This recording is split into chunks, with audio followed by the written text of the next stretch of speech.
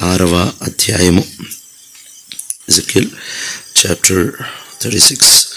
Ezekiel గ్రంథం 36వ అధ్యాయము 27వ వచనము ఒకసారి కలిసి చదువుకుందాం. ఎజెకియల్ గ్రంథం 36వ అధ్యాయము 27వ వచనము కలిసి చదువుకుందాం.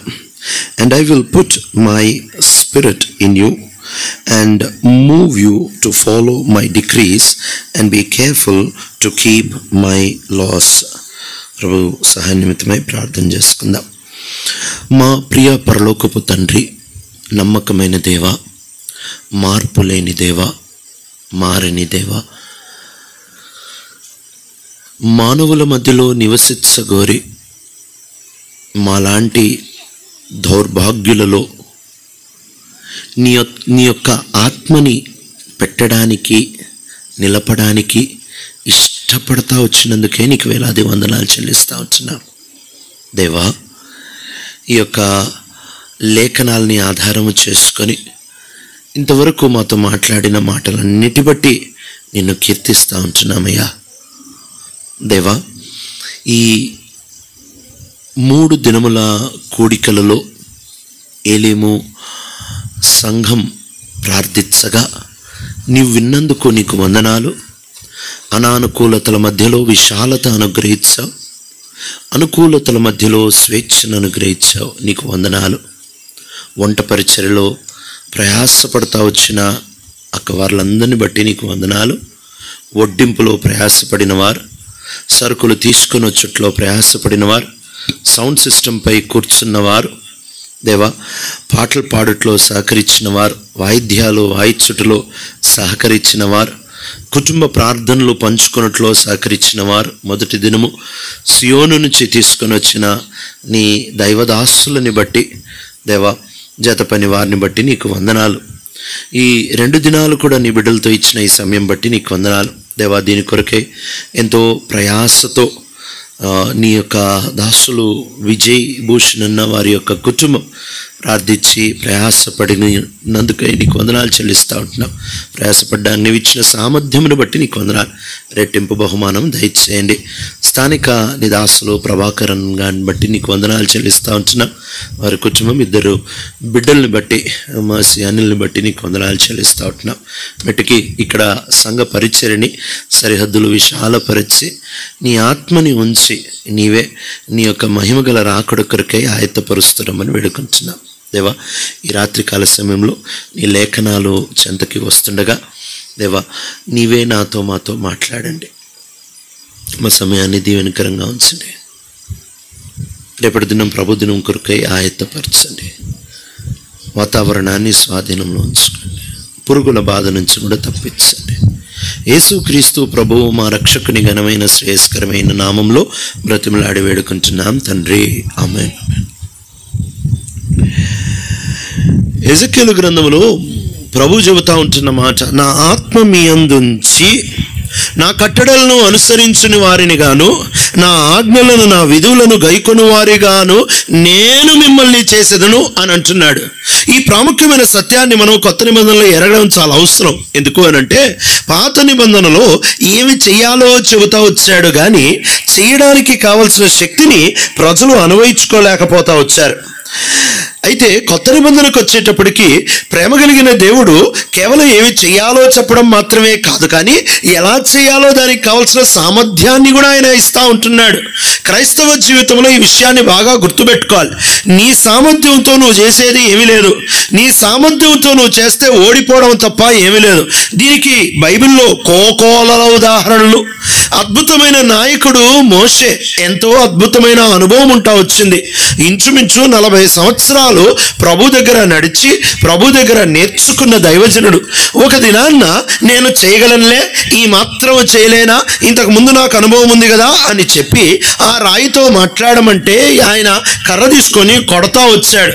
ఎప్పుడైతే కర్ర తీసుకొని కొడతా వచ్చాడో నీళ్ళు వచ్చాయి. అంటే చాలాసార్లు మనం ఈ విషయాన్ని గమనించాలి. కర్రతో కొట్టడం తప్పు, కానీ నీళ్ళు వచ్చాయి. నీళ్ళు వచ్చినందుకు కర్రతో కొట్టడం సరి అయింది అని అనుకోబాకు. ఏదో ఆశీర్వాదం వస్తుందని, నువ్వు చేస్తున్న పనిలో సఫలత వస్తుందని, నువ్వు చేస్తున్న ప్రార్థనకి జవాబు వస్తుందని, నువ్వు అనుకున్నది జరుగుతుందని, నువ్వు పట్టుకున్న బూడిద బంగారం అవుతుందని, ఇవి ఈ పైన ఉంటున్న ఈ యొక్క విజయాలను బట్టి, ఈ పైన ఉంటున్న ఈ సక్సెస్ని బట్టి ఇక దేవుడు నాతో ఉన్నాడు కదా అని అనుకోవద్దు. ఎందుకు అని అంటే, కొన్నిసార్లు లేఖనాల్ని మనం చదివితే కొన్ని విచిత్రాలు మనకి కనిపిస్తాయి. సాతాను నేను యోబుని శోధిస్తాను అని అంటే ప్రభు సరే అన్నాడు. అంటే సాతాను ప్రార్థనకి దేవుడు ఆమెన్ అన్నాడు యోబు గ్రంథంలో. పౌలు దగ్గరికి వచ్చేటప్పటికి నేను ముళ్ళు పెట్టి పౌలుని బాధిస్తాను అని అంటే సరే అని అన్నాడు. అవును ఆమెన్ అన్నాడు దేవుడు సాతాను ప్రార్థనకి పౌలు విషయంలో. పేతురు విషయంలో నేను జల్లిస్తాను, గోధుమలు జల్లెడి పట్టినట్టు జల్లిస్తాను అని అంటున్నప్పుడు I will sift him as wheat అని అన్నప్పుడు సరే చేసుకోపో అని అన్నాడు. అంటే సాతాను అడిగినవి కొన్నిసార్లు దేవుడు సరే చేసుకోపో అని అన్నాడు. కాబట్టి దేవుడు నువ్వు అడిగింది ఇచ్చినంత మాత్రాన నీ బతుకు బాగుందని నువ్వు అస్సలు అనుకోబాకు. దేవుడు సాతాను కూడా అడిగింది కొన్నిసార్లు వాడికి ఇస్తానే ఉంటాడు. ఇంకో పక్కన చెప్పాలి అని అంటే, మోషే అడుగుతున్నారు కానానికి పోతాను ప్రభా, వద్దు. కానానికి పోతా ప్రభా, లేదు. కానానికి పోతా, ఇంకోసారి అడగబాకు, నువ్వు పోయేది లేదు అంతే. కొన్నిసార్లు ఆయన ప్రార్థనలకి జవాబు ఇవ్వడు, అయినంత మాత్రాన్ని నిన్ను వదిలేశాడని అనుకోవద్దు. పౌలు అంటున్నాడు ముళ్ళు తీ ప్రభా, తీ ప్రభా, నా కృప నీకు చాలు, తీనంతే. సరే ప్రభా. యేసు ప్రభువారు అంటున్నారు గిన్నె యొద్ద నుంచి తొలగించు, అయిన నా చిత్తం కాదు నీ చిత్తం, గిన్నె యొద్ద నుంచి నేను తొలగించును. సరే ప్రభా. కాబట్టి బయట నీకు జరిగే విషయాలతో దేవుడు నీతో ఉన్నాడా లేదా అనే దాన్ని నిర్ధారించుకోవద్దు. దేవుని ఆత్మ ఒక వ్యక్తిలో ఉంటేనే ఆ వ్యక్తి దేవునికి సంబంధించిన వాడు. ఎందరూ దేవుని ఆత్మ చేత నడిపించబడతారో అందరూ దేవుని పిల్లలు అనబడతారు అని పౌలు రాస్తా ఉంటున్నాడుగా. కాబట్టి నువ్వు దేవునితో సంబంధం కలిగిన వాడివి అనే దానికి రుజువు నీ వ్యాపారం కాదు, నీ ఉద్యోగం కాదు, నీ ఆస్తి కాదు, నీ పంట కాదు, నువ్వు చేస్తున్న చేతి పని కాదు, నీ ఆశీర్వాదాలు కాదు. నీ దేవుడు నీతో ఉన్నాడు అనే దానికి రుజువు ఆయన ఆత్మ నడిపింపులో నువ్వు నడవగలుగుతున్నావు, ఆయన ఆత్మకి లోబడగలుగుతున్నావు, ఆయన ఆత్మకి అప్పగించుకోగలుగుతా ఉంటున్నావు, ఆయన ఆత్మ చెప్పిన మాటని వినగలుగుతా ఉంటున్నావు. ఇది రుజువండి ప్రభు నీతో ఉన్నాడనే దానికి. దయచేసి మోసపోవద్దు.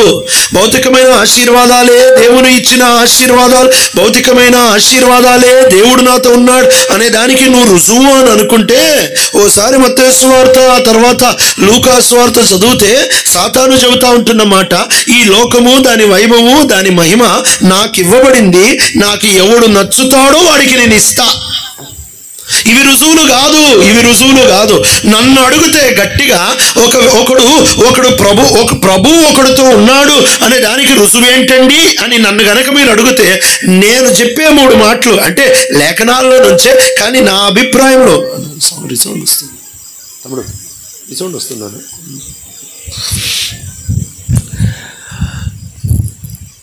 లేఖనాలలో హెబ్రీయులకు రాసిన పత్రిక 12వ అధ్యాయంలో అంటున్నాడు, దేవుడు కుమారులు అనుకుంటే క్రమశిక్షణలోనికి తీసుకొని వస్తాడు. నువ్వు ఒక తప్పు చేసినప్పుడు, లేక ఒక పాపం చేసినప్పుడు, లేక ఒక నిర్లక్ష్యం వచ్చినప్పుడు, నీ జీవితంలో కొంచెం అంత సర్దుకొని చల్లగా అయిపోతా ఉంటున్నప్పుడు దేవుడు నీ జీవితంలో జోక్యం చేసుకొని క్రమశిక్షణలోనికి తీసుకొని వస్తాడు. దేవుడు నీతో వ్యవహరించి నిన్ను విరుచుతా ఉంటాడు. ఇది రుజువు దేవుడు నీతో ఉన్నాడు అనడానికి. 2, నువ్వు దేవుడు నీతో ఉన్నాడు అన్నదానికి రుజువు ఏంటంటే నీ యొక్క శరీరంలో ఎప్పుడు పోరాటము ఉంటుంది. దేవుడు ఒకనితో ఉంటే వాని శరీరంలో పోరాటము ఉంటుంది. అపోస్తలుడైన పౌలు శరీరంలో పోరాటం ఉండింది.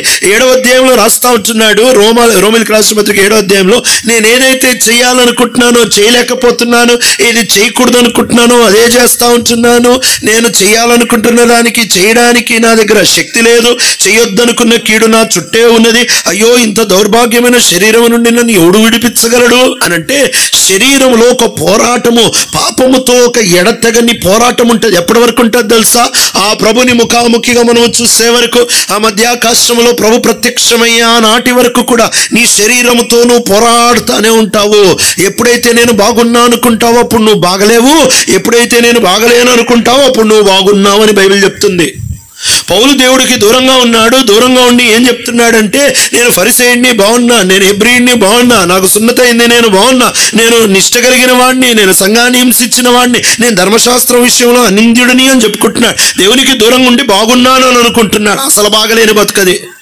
దేవునితో బాగుండి అంటున్నాడు, నా బతుకు బాగలేదు, నేను ప్రతిదినం చచ్చిపోతున్నాను, నేను ప్రతిదినము ఐ డై డైలీ, ప్రతిదినము చావునకు లోనవుతున్నాను, నేను నా శరీర నైజముతో పోరాడుతూ ఉంటున్నాను. కాబట్టి దేవుడి నీతో ఉన్నాడు అనే దానికి రెండవ రుజువు ఏంటి తెలుసా?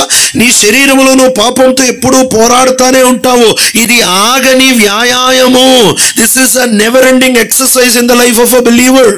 ఒక విశ్వాసి జీవితంలో అంతు లేని వ్యాయామం ఏంటి అని అంటే, ఆ వ్యక్తి శరీరంలో పాపంతో పోరాడుతూనే ఉంటాడు, కళ్ళతో పోరాడుతూనే ఉంటాడు, మాటతో పోరాడుతూనే ఉంటాడు, చేతులతో పోరాడుతూనే ఉంటాడు, హృదయ ఆలోచనలతో పోరాడుతూనే ఉంటాడు. అపోస్తలుడైన పౌలు రాస్తా ఉంటాడు, నేను ప్రతి ఆలోచనని చెరపట్టి క్రీస్తుకి విధేయతలోనికి తీసుకొని వస్తూ ఉంటున్నాను. చాలా మంచి అలవాటిది.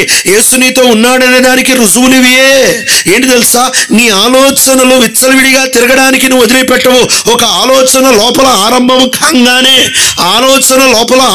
కాంగానే వెంటనే ఆలోచనని అది వదలవు, దాన్ని తిరగడానికి ఇది ఈడిచిపెట్టవు, దాన్ని వెంటనే పట్టేసి ఈ ఆలోచన దేవునికి నచ్చేదా కాదా అని పరీక్షించి, ఒకవేళ దేవునికి నచ్చకపోతే దాన్ని అక్కడికక్కడ ఆయనకి విధేయతలోనికి తీసుకొని వస్తావు. ఆ ఆలోచనను కొంచెం ముందుకు కూడా తీసుకెళ్ళడానికి ఇష్టపడవు. శోధనని జయించడానికి చాలా మంది ఎట్లా ఎట్లా ఎట్లా అని అంటా ఉంటే, ఎంత త్వరగా చేస్తే అంత మేలు. అంటే నీలో ఒక ఆలోచనతో ఆరంభమవుద్ది. ఆకాను చెబుతాడు, నేను చూశాను, ఆశించాను, తీసుకున్నాను, దాచిపెట్టాను. కాబట్టి ఈ పాపం ఎప్పుడు ఇలానే ఆరంభమవుతుంది. ముందు తలంపులతో ఆరంభమవుతుంది.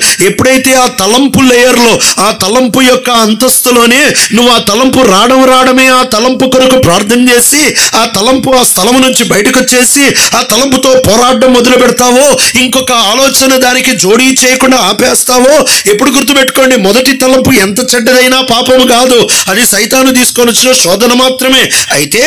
అయితే పాపము సైతాను చేయించడు, వాడు శోధిస్తాడు, చేసేది నువ్వు అని గుర్తుపెట్టుకోవాలి. గుర్రాన్ని నీళ్ళ దగ్గర తీసుకొని రావచ్చు కానీ తాగించలేవుగా. అట్లానే నీ ప్రమేయము లేకుండా, ఈ మాట నేర్చుకుంటే బాగుంటుందేమో, నీ ప్రమేయము లేకుండా సాతాను నీతో పాపము చేయించలేడు. నీ ప్రమేయము లేకుండా, నీ ఇష్టము లేకుండా, నువ్వు అప్పగించుకోకుండా సాతాను నీతో పాపము చేయించలేడు. అనుకోకుండా పడ్డాను అనేది లేనే లేదు, తెలియకుండా పడ్డాను అనేది లేనే లేదు, నేను జారిపోయాను అనేది లేదు. నువ్వు ఒక్కొక్క పాపం చేసిన ప్రతిసారి బుద్ధిపూర్వకంగా, ఉద్దేశపూర్వకంగా, ఇష్టపూర్వకంగా నీ తలంపులను వాడు తీసుకొని వచ్చిన శోధనని నువ్వు అక్కడితో ఆపకుండా దానికి ఇంకో తలంపు కలిపావు. కాబట్టి ఇక ఆ తర్వాత ఆగకుండా పాపం చేసేసావు. ప్రభునితో ఉన్నాడనే దానికి రుజువు ఆయన క్రమశిక్షణ. ప్రభునితో ఉన్నాడనే దానికి రుజువు నీ లోపల పోరాటము. ఒకటి, నీ శరీరంలో పోరాటము. రెండు, ప్రపంచం నుంచి నీకు వ్యతిరేకతలు, నీ ఇంట్లో వాళ్ళు కూడా వ్యతిరేకిస్తారు కొన్నిసార్లు, నీ ఇంట్లో వాళ్ళు కూడా వద్దంటారు కొన్నిసార్లు. జాన్ వెస్లీ గారు, ఇంగ్లాండ్ జాన్ వెస్లీ గారి గురించి మాట్లాడుతున్నాను. సరే, ఆ జాన్ వెస్లీ గారు, మెథడిస్ట్ చర్చ్ని ఆరంభించిన జాన్ వెస్లీ గారు, ఆయన ఊరూరు తిరిగి యేసు గురించి మాట్లాడేటప్పుడు ఒక్కొక్క ఊరిలో ఆయనని తిట్టేవాళ్ళు, ఆయనని వ్యతిరేకించేవాళ్ళు, ఆయనని ద్వేషించేవాళ్ళు. ఆయన చక్కగా సేవ చేసుకుంటూ తిరిగేవాడు. యావరేజ్గా ప్రతిరోజు ఆయన 200 మైళ్ళ కంటే ఎక్కువ గుర్రపు సవారీ చేసేవాడు. ఎంత కష్టపడి సేవ చేశాడో. ఇలా సవారీ చేస్తూ దేవుని యొక్క కార్యాలని చేస్తూ ఉంటున్నప్పుడు ఒకరోజు పొద్దున్న నుంచి ఆయన ఎవడూ తిట్టట్లే. ఆయన ఎవడు తిట్టట్లేదు, ఎవరు కూడా ఆయనని ఏమీ అనట్లేదు. అందరూ ఆయనతో బాగా మాట్లాడుతున్నారు. ఆయన చెబుతుంటే అందరూ భలే కూర్చొని వింటున్నారు. ఇలా అంతా సౌఖ్యంగా జరుగుతూ ఉంటే జాన్ వెస్లీ గారు సేవ మానేసి ఊరు బయటకెళ్ళి ఓ పొలాన్ని ఎత్తుక్కొని గుర్రాన్ని అక్కడ చెట్టుకు కట్టేసి ఆ పొలం గట్టు దగ్గర మోకరించి, ప్రభా నేనేమన్నా పాపం చేశానా, నేనేమన్నా తప్పు చేశానా, నువ్వు నన్ను ఎందుకు వదిలేసావు ప్రభా, శ్రమలు ఎందుకు ఆగిపోయాయి ప్రభా, ఎవడు తిట్టట్లేదే, ఎవడు వ్యతిరేకించట్లేదే, అందరూ నాతో బాగున్నారే, ఈరోజు నేనేమన్నా తప్పు చేశానా అని ప్రార్థన చేస్తున్నాడట. ఇలాంటి వాళ్ళు వింటే మనం చేసేది క్రైస్తవత్వమేనా అని అనిపిస్తుంది. మనది రివర్స్గా, మనల్ని ఎవరైనా ఏమన్నా అంటే నువ్వు నాతో లేవా ప్రభా, నన్ను ఎందుకు అంటున్నారు అని అనుకుంటాను. వాళ్ళు రివర్స్లేండి. వాళ్ళ జీవితంలో ఎవరన్నా ఏమన్నా అనకపోతే ఏంది శ్రమలు ఆగిపోయాయి అని వాళ్ళు ఆగిపోయేవాళ్ళు. ఎప్పుడైతే ఇలా మోకరించి ప్రార్థన చేస్తూ ఉంటున్నారో ఆ పొలమోడు చూసి రాయి తీసుకొని, ఏరా ఇంత పెద్ద మైదానంలో నా పొలమే దొరికిందా నీకు ప్రార్థన చేయడానికని వేసి కొట్టేటప్పటికి, ఆ రాయి తెగదేలేటప్పటికి, నువ్వు నాతో ఉన్నావు ప్రభా అని లేచి మళ్ళీ సేవ చేసుకుంటూ వెళ్ళిపోయాడు. దేవుడు వాళ్ళతో ఉన్నాడు అనే దానికి రుజువు ఏంటి అని వాళ్ళని అడిగితే, నా శ్రమలే రుజువు దేవుడు నాతో ఉన్నాడు అనడానికి. వాస్తవం కదా. ఆయన క్రమశిక్షణ రుజువు. రెండవది, నీలో ఉంటున్న పోరాటం, నీలో ఉంటున్న ఘర్షణ, పాపముతో పెనుగులాట, పాపముతో నువ్వు పోరాడుతూ రక్తము కారే అంత, హెబ్రీయులకు రాసిన పత్రికలో అంటాడు కదా, మీరు రక్తము కారే అంత ఇంకా పోరాడలేదు. You have not resisted sin to the point of shedding your blood. నీ పోరాటం అయిపోలేదు. నువ్వు అనుకుంటున్నావు నేను చాలా ప్రార్థన చేసి నేను చాలా రక్తం కారే అంత పోరాటమట. మూడవది, ఇదే నా అంశం ఈ రాత్రికి, దేవుడు నీతో ఉన్నాడు అనే దానికి మూడవ రుజువు ఏంటి తెలుసా? నువ్వు లోకంలో ఉంటావు కానీ ఉండబుద్ధి కాదు. ఇక్కడ ఉంటావు కానీ ఉండబుద్ధి కాదు. ఫిలిప్పీలకి రాసిన పత్రిక 1వ అధ్యాయంలో అపోజిట్ పౌలు ఈ మాట చెప్తున్నాడు, నేను ఇరుకునబడి ఉన్నాను. I'm torn between two things. ఒకటి, వెడలిపోయి క్రీస్తుతో పాటు ఉండబుద్ధి వేస్తుంది. రెండు, ఇక్కడ ఉంటే కొంతకాలం సేవ చేయాలి అని అనిపిస్తూ ఉంది. ఈ రెండిటి మధ్యలో నేను చినిగిపోతున్నాను అంటాడు. ఆ తర్వాత అంటాడు, బ్రతుకుట క్రీస్తే చావైతే లాభము. ఇది ఎవరో ఒక పౌలు అనుభవం కాదు, ప్రభుతో నడిచిన ప్రతి ఒక్కడు ఇదే మాట అంటాడు. ఏంటి తెలుసా? ప్రభా ఇక్కడ ఉండబుద్ధి ఎట్లేదు. ఎప్పుడు వస్తావు ప్రభా? నేను వచ్చేస్తాను. ఎప్పుడు వస్తావు ప్రభా? నిన్ను చూస్తాను. ఎప్పుడు వస్తావు? ఎప్పుడు పిలుస్తావు? నీ దగ్గరకు వచ్చేస్తాను. వదినా, నాకు ఆత్మీయంగా ఉండే ఒక అన్న, మేమిద్దరం కారులో ప్రయాణం చేసేటప్పుడు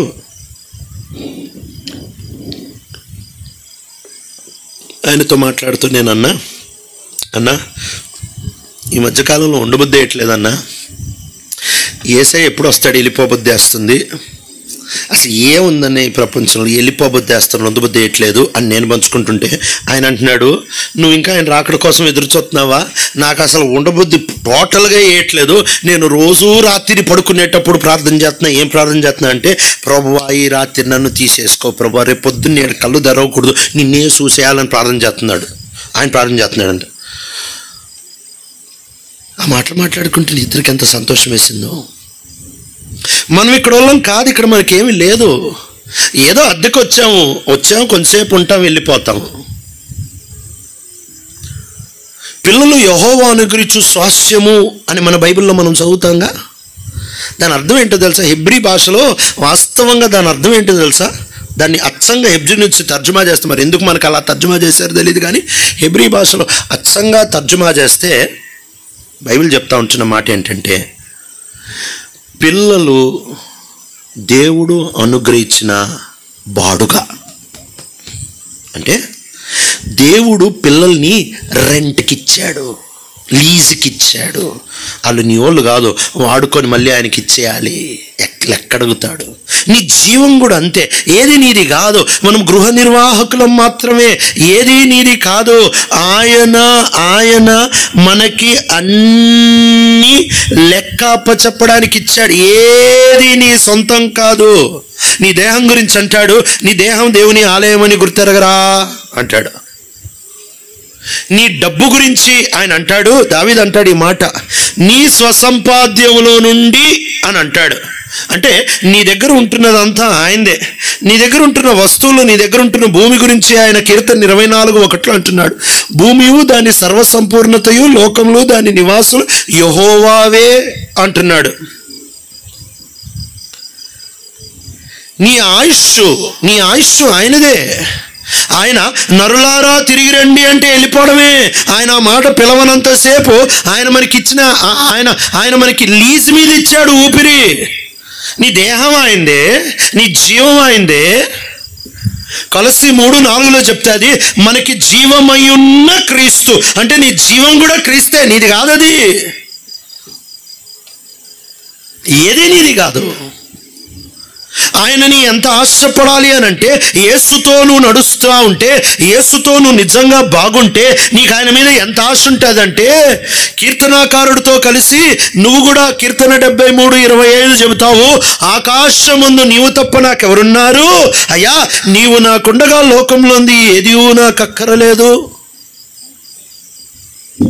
అంటే తినడానికి తిండి అవసరం లేదా, పిల్లల ఫీజులు కట్టుకోవడానికి డబ్బులు అవసరం లేదా అని అంటే, తగు మాత్రం టెంపరీగానే బతుకుతావు.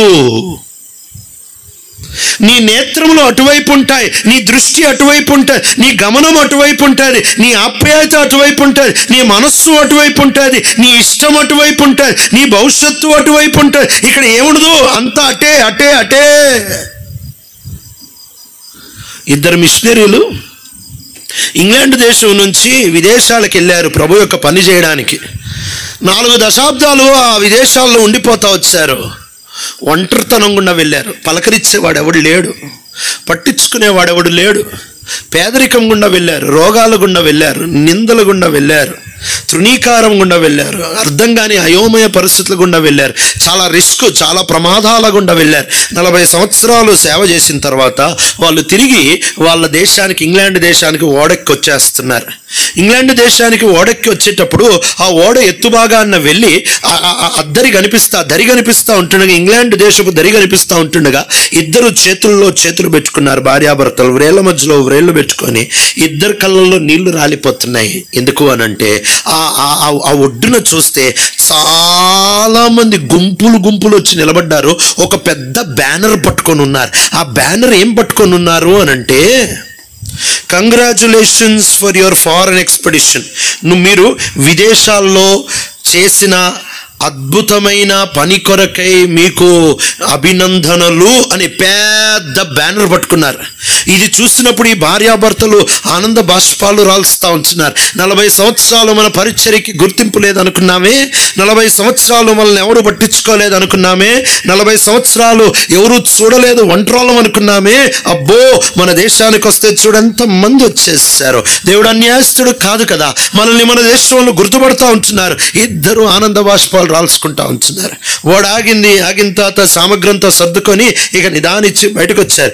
బయటకు వచ్చేటప్పటికి ఒకడు లేడు, అందరూ వెళ్ళిపోయారు. ఏంద్రా ఒకడు లేడు అందరూ వెళ్ళిపోయారు అని చూస్తే, ఆ ఓడలో ఒక ఫారెన్ మినిస్టర్ వచ్చాడు. ఆ ఓడలో ఇంగ్లాండ్కి సంబంధించిన ఒక ఫారెన్ మినిస్టర్ వచ్చాడు. ఆయన విదేశాల్లో వ్యాపారం కుదుర్చుకొని వచ్చినందుకై ఆయన కోసం జనం వచ్చారు తప్ప ఇద్దరు మిషనరీల కోసం ఎవడు రాలే. ఇది తెలుసుకునేటప్పటికీ భర్త కళ్ళల్లో ఉంటున్న ఆనంద బాష్పాలు కాస్త దుఃఖముతో ఏడవడం మొదలుపెట్టాడు. దుఃఖంతో ఏడవడం మొదలు పెడుతూ, ఇంత కష్టపడి పరిచర్య చేస్తే, ఇంత కష్టపడి దేవుని పని చేస్తే ఒక్కడు గుర్తుపట్టేవాడు లేడా, ఒక్కడు అభినందించేవాడు లేడా, ఒక్కడు భుజం మీద చేసి శబాసురా అనేవాడు లేడా అని కృంగిపోతా ఉంటే, తన భార్య తన చేయబట్టుకొని చెప్పింది, sweetheart, this is only England, we're not at home. ప్రియుడా, మనం ఇంగ్లాండ్కి వచ్చాం, మనం ఇంకా ఇంటికి వెళ్ళలేదు. ఒక విశ్వాసి ప్రభుత్వ దగ్గరగా నడిచేవాని జీతం ఇక్కడ కాదు. మనం అక్కడ మన ఇంటికి వెళ్ళినప్పుడు మనకి జీతం ఉంటుంది. పరిశుద్ధాత్మ దేవుడు నీలో చేసే 6వ పరిచర్య ఏంటో తెలుసా? ఆయన మహిమగల రాకడ కొరకై మనల్ని సిద్ధపరుస్తాడు. ఆయన మహిమగల రాకడ కొరకై మనల్ని ఆయత్తపరుస్తాడు. నేను ఎప్పుడు ఉదాహరణ చెప్తుంటా. యేసు ప్రభు తిరిగి వస్తున్నాడు, ఆయన మహిమగల రాకడ కొరకై నేను సిద్ధపడుతున్నాను. అని చెబుతూ ఉంటాం, మంచిదే. మా ప్రాంతంలో ఒక ఆయన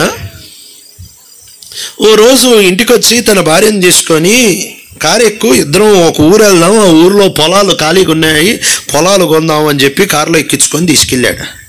ఆ ఊరికి వెళ్తే ఆ ఊరిలో ఉంటున్న పొలాలు అసలు అది పొలం అని కూడా అనడానికి అనర్హమైన, అసలు ఎండిపోయిన భూమి, నీళ్లు లేవు, పనికి మాలిన భూమి. ఎవడు విత్తనం వేయడు, విత్తనం వేస్తే కూడా వేస్ట్ అని తెలుసు అందరికీ. పనికి మాలిన గొడ్డు బారిపోయిన భూమి. ఆ భూమిని చూసి ఈయన భలే ఉంది కదా, నేను ఈడ కొంటాను అని అంటే వాళ్ళ ఆవిడ, ఏమండి ఒకసారి ఆలోచించండి, ఈడెందుకు కొంటారేలే, నేను కొంటాను అంతే అని చెప్పి సర్పంచ్ గారి దగ్గరికి వెళ్ళి ఓ 4 ఎకరాలు కొనేసాడు. కొనేస్తే ఆ సర్పంచ్ గారు ఈయన అనుకుంటున్నాడు, ఈయన చూసి ఈడెవడు ఈ ఎర్రిగొర్ర పిచ్చి మాయలోహముడు, అసలు మా ఊర్లో పొలాలు ఈడు కొనట్లేదు, ఈడు వచ్చి పట్నం నుంచి వచ్చి మా ఊర్లో పొలాలు కొంటున్నాడు ఏంట్రా అని చెప్పి చాలా ఆశ్చర్యంగా చూస్తున్నాడు ఆ సర్పంచ్ గారు. ఈ ఇంటికి వచ్చిన తర్వాత ఈయన వాళ్ళ ఆవిడతో అంటున్నాడు, మన పచ్చటి పొలాలు ఆ ఊర్లో ఉన్నాయి కదా, అవి అమ్మేసి ఇంకో 10 ఎకరాలు కొనేద్దాం ఆడా అన్నాడు. ఏమండి మీకు ఎవడని చేతబడి చేశాడా ఏంటి, అంటే ఆ ఊరు వెళ్ళిపోయి కొంటున్నారేంటి, ఆ ఊర్లో ఏముందని కొంటున్నారు, పనికిమాలిన ఊరు, అసలు ఆ పొలం అసలు దేనికన్నా లేదు కొనాలంతే అని చెప్పి అమ్మేసి మళ్ళీ డబ్బులు తీసుకొని వెళ్ళిపోయాడు ఆ ఊరికి. సర్పంచ్ చూసి ఎర్రిగొర్రె వచ్చాడురా మళ్ళీ అనుకొని మళ్ళీ ఇంకో కొన్ని ఎకరాలు అమ్మేశాడు. కొన్ని రోజులు తిరిగాయలేదు, వాళ్ళ ఆవిడతో అంటున్నాడు, మనం ఉంటున్న ఇల్లు కూడా అమ్మేశాడు, కొందాం. ఏమండి మీకు ఏమైనా స్క్రూ లూజ్ అయిపోయిందా, మీకు లోపల ఏమైనా పాటలు ఊడిపోతున్నాయి ఏంటి, మొన్నటి వరకు బాగానే ఉన్నారుగా, ఉన్నదంతా అమ్ముకుని ఆ పనికి మళ్ళీ భూమి కొంటున్నారు ఏంటి అని అంటే, లేదు కొనాలంటే అని చెప్పి ఇక ఉన్నది అమ్ముకొని మళ్ళీ ఇంకా కొన్ని ఎకరాలు, ఉన్న కారు అమ్ముకొని బండి మీద తిరగడం మొదలుపెట్టాడు, ఇంకో 2 ఎకరాలు కొనేసాడు.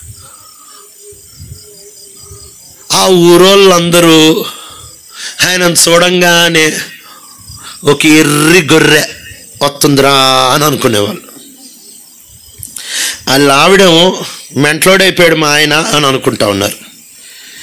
ఇదంతా కొన్న 4 నెలలకి ఒక గవర్నమెంట్ ఆర్డర్ వచ్చింది. ఏమని వచ్చిందంటే, పలానా ఊరు మీద నుంచి 6 లైన్ హైవే పడబోతుంది అని వచ్చింది. అప్పుడు కళ్ళు తెరవబడ్డాయి అందరికీ. ఊరోళ్ళు అనుకున్నారు, ఎర్రి గొర్రి ఈయన కాదురా, మనం మొత్తం అమ్ముకున్న వీరి మొఖాల్లాగా. వాళ్ళ ఆవిడ అసలు మీరెంత తెలివండి, మీరు మామూలు కాదండి, నాకెందుకు ముందు చెప్పలేదండి అంటే ఆయన అన్నాడు, ఆడోళ్ళ నోట్ల మాట ఆగదుగా, అందుకే చెప్పలే. ఈ స్టోరీ ఎందుకు చెప్పానంటే, ఈ వ్యక్తికి గుండెలో ఒక గట్టి నమ్మకం ఉండింది ఏంటంటే, 4 నెలల్లో ఒక గవర్నమెంట్ ఆర్డర్ రాబోతుంది, పలానా ఏరియాలో నుంచి 6 లైన్ హైవే వెళ్ళబోతుంది, భూమి బంగారం అయిపోబోతుంది అని అర్థం చేసుకొని ఉన్నదంతా అమ్మి పెట్టుబడి పెట్టాడు. ఇప్పుడు నా ప్రశ్న, యేసు నిజంగా వస్తున్నాడని గనక నువ్వు నమ్మితే పెట్టుబడి ఇక్కడ పెడతావా అక్కడ పెడతావా? యేసు నిజంగా వస్తున్నాడు, పంచభూతములు మిక్కుటమైన వేండ్రంతో లయమైపోతాయి, భూలోక దేశములన్నీ కుప్పకూలిపోతాయి, పాత భూమి పాతాకాశం గతించిపోతుంది, ఇదిగో సమస్తము నూతనంగా చేయబడుతుంది. ఈరోజు ఉంటున్న భూమి, ఈరోజు ఉంటున్న కంపెనీలు, ఈరోజు ఉంటున్న ఆస్తులు, ఈరోజు ఉంటున్న ప్రభుత్వాలు, ఈరోజు ఉంటున్న ప్రతీది ఒకరోజు కుప్పకూలిపోబోతా ఉంది. నిలబడేది అచంచలమైన ఆరాధ్యమే అని గనక నువ్వు నిజంగా నమ్మితే పెట్టుబడి ఇక్కడ పెట్టవు అక్కడ పెడతావుగా.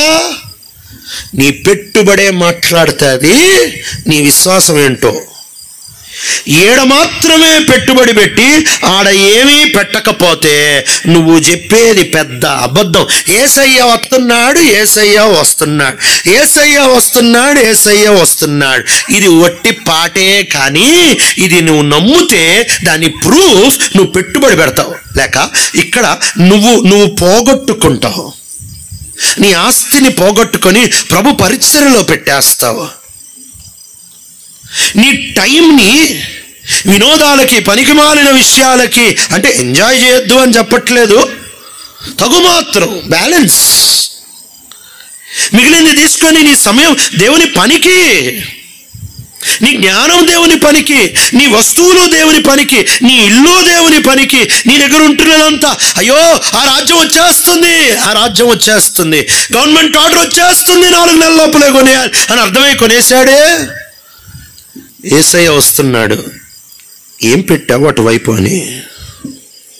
పరిశుద్ధాత్మ దేవుడు చేసే అద్భుతమైన పరిచర్య నీ మనసు అటువైపు నిలుపుతాడు. ఇంతకు ముందు చెప్పిన 5 పరిచర్యలు ఈ 6వ పరిచర్యలో సమ్మిళితమైపోతాయి. నువ్వు రక్షించబడేది ఎందుకు అని అంటే, ఒకరోజు యేసు వస్తాడనే నమ్మకంతోనే. ఒకవేళ యేసు వస్తాడు అనే నమ్మకం లేకపోతే నీ రక్షణే కాదు. కొరింథీయులకు రాసిన మొదటి పత్రిక 15వ అధ్యాయం 19వ వచనంలో, ఈ లోకం మట్టుకే మనము యేసుని నమ్మిన ఎడల మనంత దౌర్భాగ్యులు ఇంకోళ్ళు లేరు అని బైబిల్ గ్రంథం సెలవిస్తుంది. అంటే అటువైపు నాకు ఒక భవిష్యత్తు ఉంది, నేను యేసుతో పాటు ఉండబోతున్నానని నమ్మితేనే రక్షణకి విలువ. నేను యేసు దగ్గరికి వెళ్ళబోతున్నాను అంటేనే నువ్వు అటు ఆకర్షణీయంగా చూస్తావు. నువ్వు ఇక్కడోడువైతే ఇక్కడ ఆకర్షణీయంగా చూస్తావు, అక్కడోడువైతే అక్కడ ఆకర్షణీయంగా చూస్తావు. లోతు ఇక్కడోడు కాబట్టి కనులెత్తి సొదొమ ప్రాంతం అంతటిని ఐగుప్తు దేశం వలెను, యెహోవా తోట వలెను, నీరుబారు స్థలముగా చూస్తా వచ్చాడు. అబ్రహాము అటువైపోడు కాబట్టి అబ్రహాం ఆస్తి ఇక్కడ భూమి మీద కాదు, అబ్రహాం ఆస్తి దేవుని దగ్గర తన షేర్ హోల్డర్ కాబట్టి అటువైపు చూస్తే దేనికి దేవుడు శిల్పియు నిర్మాణకుడు అని అంటున్నాడు. ఈయనేమో ఇక్కడ భూమిని చూస్తున్నాడు, అబ్రహాం ఏమో అక్కడ భూమిని చూస్తున్నాడు. నువ్వు యేసుని ఆకర్షణీయంగా ఎప్పుడు చూస్తావు అని అంటే, ఆయన ఒకరోజు వస్తాడు, ఆయన నేను చూస్తా. ప్రియా యేసు రాజు నేను చూచిన చాలు, మహిమలో ఆయనతో నేను ఉంటే చాలు. ఆహా బూరెప్పుడు ధ్వనిస్తుందో, ఆహా ఆ తండ్రి ఎప్పుడు పిలుస్తాడు, ఆహా నా యేసు ఎప్పుడు ప్రత్యక్ష, ఆహా ఎప్పుడు వెళ్ళిపోదామా.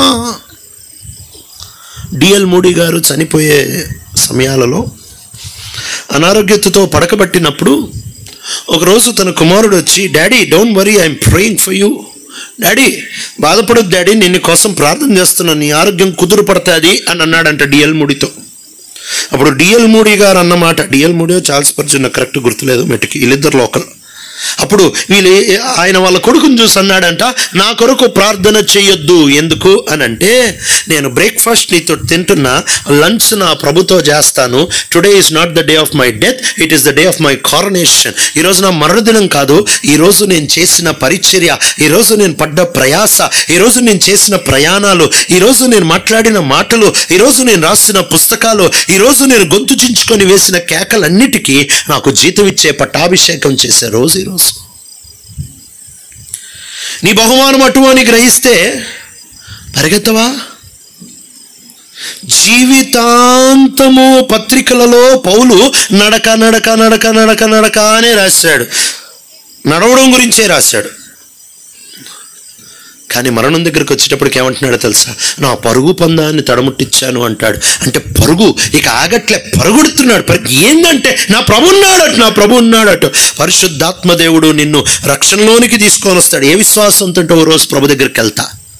యేసుని ఆకర్షణీయంగా చూపిస్తాడు. ఏ విశ్వాసంతో అంటే, ఓ రోజు ప్రభు దగ్గరికి వెళ్తాను. పాపం చేయకుండా ఆపుతాడు.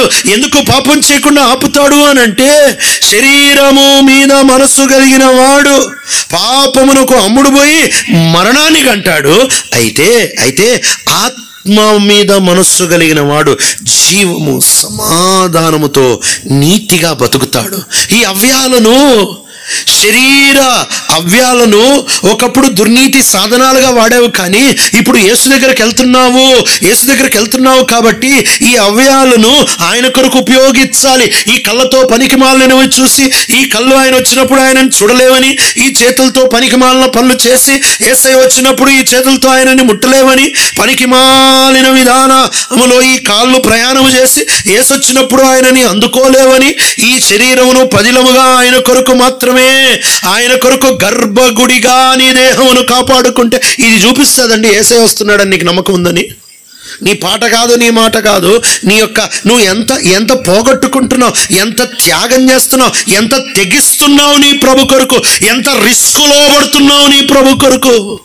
ఎంత రిస్క్లో పడుతున్నావు. ఇది చూపిస్తుంది యేసయ్య తిరిగి వస్తున్నాడు అనే నీ నమ్మకాన్ని చూపిస్తుంది.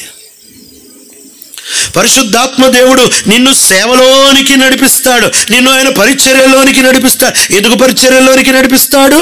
ఎంతమంది ఉన్నారు, వాళ్ళు సంపాదించిందంతా వాళ్ళే తినుకుంటా, వాళ్ళే తాగుతా, కారు మీద కారు, ఇల్లు మీద ఇల్లు, బట్ట మీద బట్ట కొంటారే.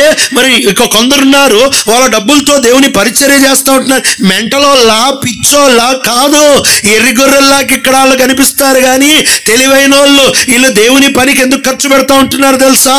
అబ్బో రాజ్యం రాబోతుంది, ఇక్కడదంతా వేస్టే అని అక్కడ కోసం తెగిస్తున్నారు. ఈరోజు ప్రభు వస్తున్నాడనే నమ్మకం నీకుంటే, ప్రభు వస్తున్నాడనే విశ్వాసం నీకుంటే, మాట కాదు పాట కాదు రుజువు. ఎంత పోగొట్టుకుంటున్నావు, ఎంత కాదనుకుంటున్నావు, ఎంత వదులుకుంటున్నావు ఆయన కోసం.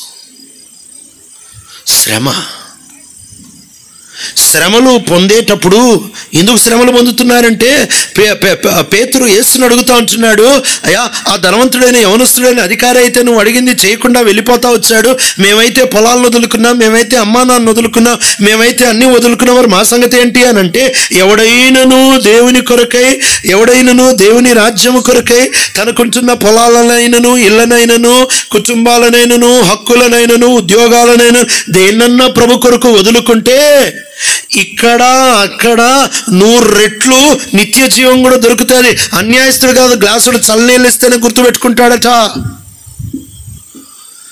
పరిశుద్ధాత్మ దేవుడు ఈ 5 అంతల పరిచర్య చేసేది ఒకే ఒక దినము కొరకై. నా ప్రభు వస్తాడు, ఆ రోజు నేను ఆయనను చూస్తా, ఆయన దగ్గరికి వెళ్ళిపోతా. నేను ప్రయాణం చేసిన ప్రతి కిలోమీటర్కి ఆయన జీతం ఇస్తాడు. ఆయన కొరకు నేను ఖర్చు పెట్టిన ప్రతి డబ్బుకి చక్రవడ్డీతో పాటు ఆయన నాకు జీతం ఇస్తాడు. నేను ఆయన కొరకు పూట కూటి కాదనుకొని ఉపవాసం ఉన్న ప్రతి భోజనపు మెతుకుకి ఆయన నాకు జీతం ఇవ్వబోతున్నాడు. రహస్యంగా ఎవరు చూడనప్పుడు తలుపు వేసుకొని నేను ఏడుస్తా వచ్చిన ప్రతి ప్రార్థనకి ఆయన నాకు జీతం ఇవ్వబోతా ఉంటున్నాడు. నేను ఇతరులు నన్ను శ్రమ పెట్టినప్పుడు వారిని ప్రేమతో ప్రేమించి వారికి బదులుగా మేలు క్షేమం ఇచ్చిన దాన్ని బట్టి దేవుడు నాకు జీతం ఇవ్వబోతున్నాడు. మన జీతం అంతా ఒకేసారి ఇవ్వబోతున్నాడు. ఇశ్రాయేలు ప్రజలు ఐగుప్తు దేశంలో 430 సంవత్సరాలు కొలువు చేస్తూ వచ్చారు. 430 సంవత్సరాలు బానిసలుగా బతుకుతూ వాళ్ళు అక్కడ కొలువు చేస్తూ వచ్చిన దినములన్నీ కూడా వాళ్ళకి జీతం లేదు, వాళ్ళకి గుర్తింపు లేదు, బానిసలుగా బతుకుతూ ఉంటున్నారు. దేవుడు వాళ్ళ జీతం వాళ్ళకి ముట్టనివ్వలేదు. ఎందుకు ముట్టనివ్వలేదు అని అంటే, డబ్బులు వస్తే ఆడ భూమి కొనేసుకుంటే యేసుప్రభు లేక దేవుడు వాళ్ళని బయటకు రమ్మన్నప్పుడు బయటకు రారేమో అని వాళ్ళ డబ్బులు వాళ్ళకి ముట్టనివ్వలేదు. కానీ అన్యాయస్తుడు కాదుగా, నీతిమంతుడు తన కష్టార్జితాన్ని అనుభవిస్తాడని చెప్పిన దేవుడు వీళ్ళు పనిచేసిన గొడ్డు చాకిరీ చేసిన ప్రతి సంవత్సరం యొక్క జీతాన్ని లెక్కేసి చక్రవడ్డీతో పాటు పస్కాబలి దినాన్న బయటకు వచ్చే సమయంలో ఆయన చెబుతా వచ్చాడు, మీరు వెళ్ళండి, బట్టలు అడగండి, బంగారం అడగండి, వెండి అడగండి, మొత్తం ఖాళీ చేసి నిలువు దోపిడీ చేసి పారండి ఐగుప్తీయులని, మీరేం అడిగినా ఇచ్చేస్తారు అని అంటే వీళ్ళు వెళ్ళారు. బంగారం అడిగితే బంగారం ఇచ్చారు, వెండి అడిగితే వెండి ఇచ్చారు, బట్టలు అడిగితే బట్టలు ఇచ్చారు. నిలువు దోపిడీ చేసుకుని దే ప్లండర్డ్ ఈజిప్ట్ అని ఉంటుంది. నిలువు దోపిడీ చేసేసారు ఐగుప్తు దేశాలు, మొత్తం ఒలిచేసి తీసుకొని వెళ్ళిపోయారు. ఏందిరా ఒలిచేసి తీసుకొని వెళ్ళిపోతున్నారంటే, అన్యాయంగా తీసుకొని పోవట్లేదు. గత 430 సంవత్సరాలు మాకు రావాల్సిన జీతం చక్రవడ్డీతో పాటు మా దేవుడు వసూలు చేసి మాకు ఇచ్చి పంపించాడు. ఆఫ్టర్ ఆల్ ఐగుప్తు దేశం యొక్క బానిసత్వంలో ఫరోకి పని చేస్తేనే దేవుడు జీతం ఇప్పిస్తే, యేసుక్రీస్తు ప్రభు కొరకు పని చేస్తే జీతం లేదనుకుంటున్నావా? పరిశుద్ధాత్మ దేవుడు ఒక వ్యక్తిపై చేస్తున్న అద్భుతమైన పరిచర్య ఏంటంటే, తన మహిమ గల రాకడ కొరకై ఆయత్తపరుస్తాడు.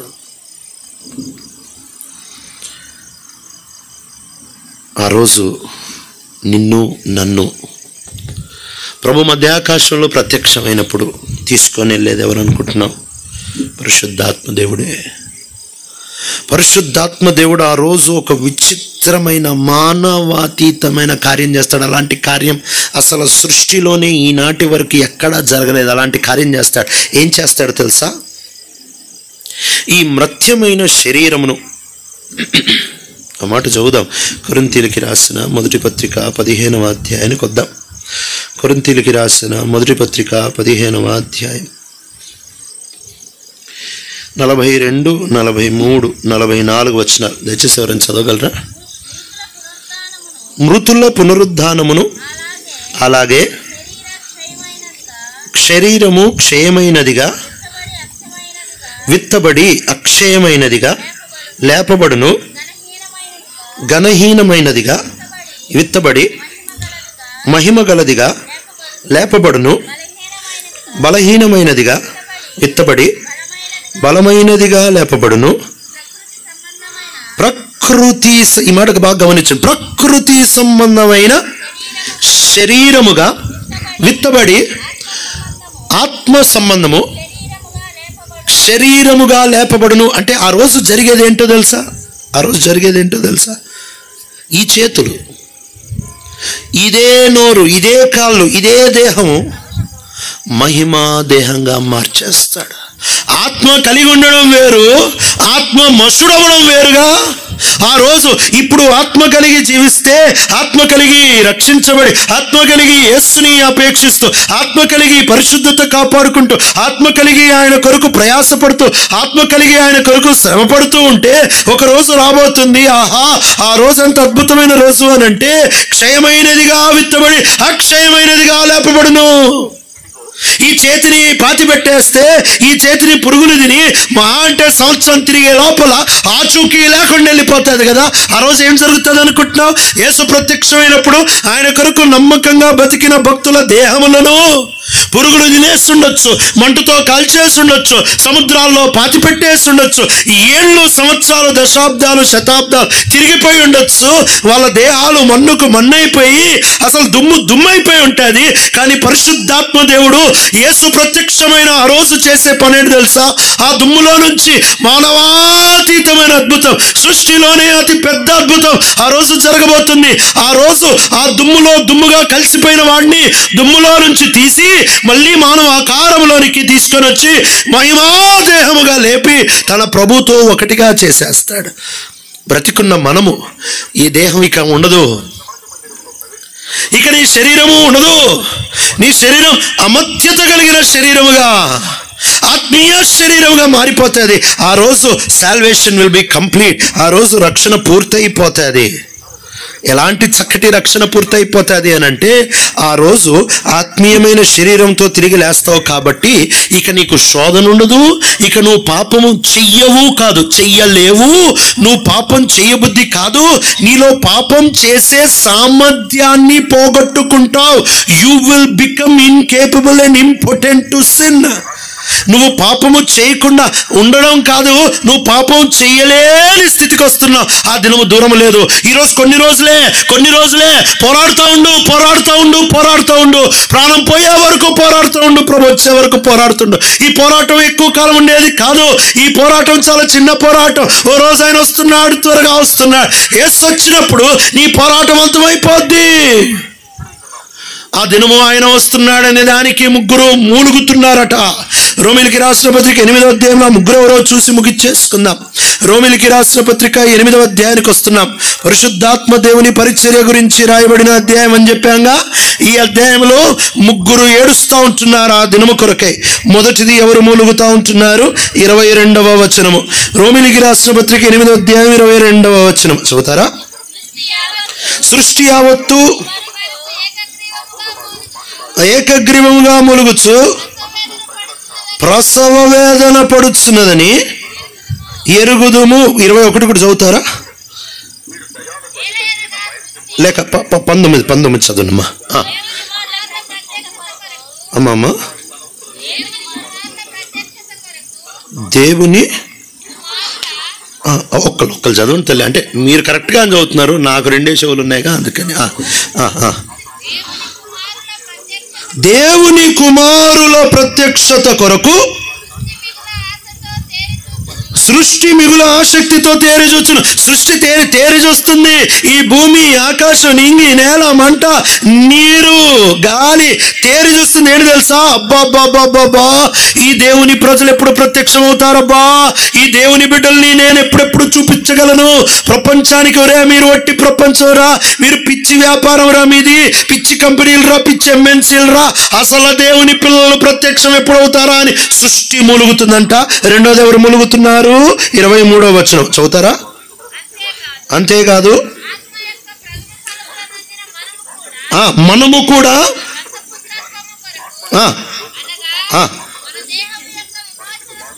మన దేహం యొక్క విమోచన కొరకై కనిపెట్టుచు మనలో మనం మూలుగుతున్నాం. ఆ తర్వాత మనం చదివాం కదా, ఎటు 22, 23, 24లో పరిశుద్ధాత్మ దేవుడు మూలుగుతున్నాడు. సృష్టి మూలుగుతుంది. ఎందుకు తెలుసా? అది ప్రసవ వేదన పడుతుందంట.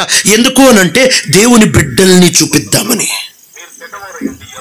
దేవుని ప్రజలను, దేవుని బిడ్డల్ని చూపిద్దామని. ఈరోజు ఈ ప్రపంచం చూపించలేకపోతుంది. ఈరోజు భూమి చాలా మూలుగుతా ఉంది, ఆకాశం మూలుగుతా ఉంది, ఈ పంచభూతములు మూలుగుతా ఉంటున్నాయి. ఎందుకు అనంటే అయ్యో అయ్యో దేవుని ప్రజలు వీళ్ళు కదా, వీళ్ళు కనపడలేటే, అయ్యో అన్యాయం జరిగిపోతుంది, డబ్బుండేవాడు లేకపోతే పెద్దోడే మాత్రమే కనపడుతున్నాడు, ఒట్టోళ్ళు కదా వీళ్ళు, దేవుని ప్రజలు కనపట్లేదే అని సృష్టి మూలుగుతుంది. దేవుని ప్రజలు మూలుగుతున్నారు, పరిశుద్ధాత్మ దేవుడు మూలుగుతున్నాడు. ఈ మూలుగు ఒక రోజు అయిపోబోతా ఉంది. ప్రభు ప్రత్యక్షమైనప్పుడు ఈ మూలుగు అయిపోతుంది. ఆ రోజు సృష్టి ఎగిరి గంతులేస్తుంది. ఎందుకు తెలుసా? అబ్బా నేనుంది ఇన్ని రోజులు ఎందుకు తెలుసా? ఈ దేవుని ప్రజల్ని మోయడానికే. ఇదిగో ఈ దేవుని ప్రజల్ని తిరిగి దేవునికి ఇచ్చేసా, మట్టి మట్టిగా దేవునికి ఇచ్చేసాను. దేవుడు దాన్ని మహిమదేహంగా మార్చేశాడు. ఈ మూలుగుందా? యేసుతో నువ్వు బాగున్నావు అనే దానికి రుజువు ఇదే. యేసుతో నువ్వు బాగున్నావు అనే దానికి రుజువు క్రమశిక్షణ. నీకు పడే దెబ్బలు, నీకు వచ్చే శిక్ష, నీ జీవితంలో ఉండే క్రమశిక్షణే రుజువు యేసుతో నువ్వు బాగున్నావని. యేసుతో నువ్వు బాగున్నావనే దానికి రెండవ రుజువు యేసు క్రీస్తు ప్రభుల వారు నీ జీవితంలో లోతుగా పనిచేసి పోరాటం గుండా ప్రయాణం చేస్తావు. సుఖపడవు. ఇక్కడ ఇది నాది కాదు, ఇది నాది కాదని పోరాడుతాను. శరీరంతో, పాపంతో, లోకంతో, సాతాన్తో పోరాటంలో ఇది రుజువు నువ్వు యేసుతో ఉన్నావని. మూడో రుజువు, ఇక్కడ మనసు ఉండదు, అక్కడ మనసు ఉంటుంది. యేసయ్య ఎప్పుడు వస్తాడా, ఎప్పుడు వెళ్ళిపోతానా? పరిశుద్ధాత్మ దేవుడు ఇవ్వబడిందే ఈ 3 అంతల పరిచర్యకు, ఈ 6 అంతల పరిచర్యకు. యేసుని రక్షకుడిగా చూసావా? ఇది పరిశుద్ధాత్మ దేవుడు చేసే మొదటి పని. యేసుని సర్వోన్నతుడిగా, అతి విలువైన వాడిగా చూసావా? ఇది పరిశుద్ధాత్మ దేవుడు చేస్తున్న రెండవ పరిచర్య. నీ జీవితంలో పాపమును అసహించుకుంటూ పాపంని తొక్కిచ్చి పాపం ఇచ్చే ఆనందం ఏంటి? ఒక విశ్వాసి ప్రభుతో కరెక్ట్గా నడుస్తే వాడికి ఒక కొత్త ఆనందం ఉంటుంది. ఏంటి తెలుసా? ఈ లోకస్తుడికి ఒక్క ఆనందమే తెలుసు. ఏంటంటే పాపం ఇచ్చే ఆనందం తెలుసు. ఒక విశ్వాసికి 2 ఆనందాలు తెలుసు. పాపం ఇచ్చే ఆనందం తెలుసు, పాపాన్ని సంపుతే వచ్చే ఆనందం పాపం ఇచ్చే ఆనందం కంటే ఎక్కువ అని కూడా తెలుసు. The joy of killing sin is absolutely, outrageously more than the joy of sinning. పాపం చేయుట కంటే పాపాన్ని సంపుతే వచ్చే ఆనందం ఎక్కువ. తెలుసా? పరిశుద్ధాత్మ దేవుడు ఈ ఆనందం రుచి తగిలిస్తాడు.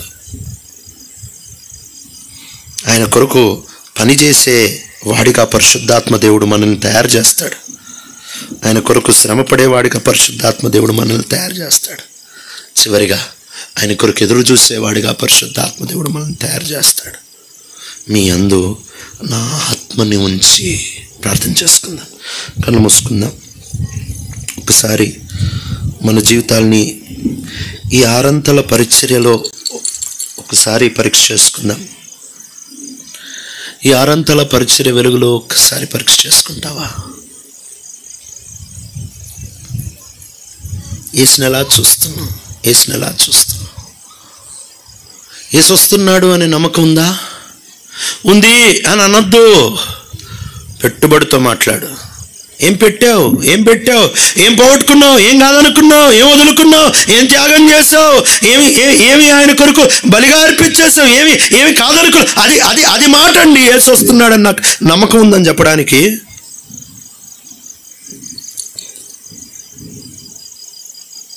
ఏం పోగొట్టుకుంటున్నావు? సృష్టి మూలుగుతుంది, విశ్వాసులు మూలుగుతున్నారు, ఆత్మ మూలుగుతుంది. ఎప్పుడు వస్తాడా, ఎప్పుడు వస్తాడా, ఎప్పుడు వస్తాడా? సిద్ధపడ్డావా?